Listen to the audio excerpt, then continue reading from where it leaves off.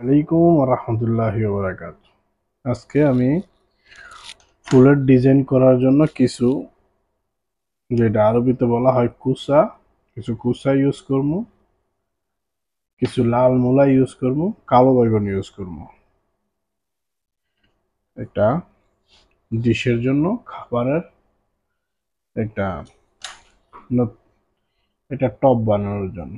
তো দেখেন, ইনশাল্লাহ ভালো লাগবে।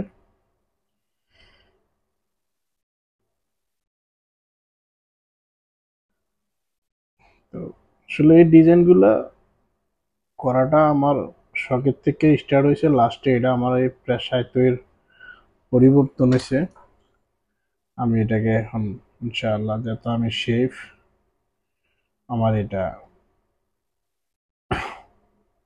একটা পেশার মাধ্যমে আমি নিয়ে আসছি। এখন আলহামদুলিল্লাহ যে জায়গায় যাই না কেন, এটা আমাকে অন্যরকম একটা সম্মান দেয়।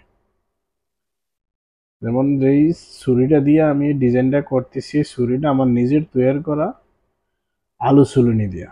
আলু চুলুনি ছিল, এটাকে আমি নিজেই গৈসা মাজা রেডি করে নিয়েছি। এবং খুব সুন্দর কুচা, এটা কিন্তু একদম নরম একটা জিনিস। এটা দিয়ে আমি একটা ফুল তৈরি করতেছি আমার ডিশে দেওয়ার জন্য। যেমন আজকে আমার হোটেলের বুফিয়ার ডিশ, যে খাবারগুলো আছে, খাবারের মধ্যে দিয়ে আমি ডেকোরগুলো করে থাকি। তো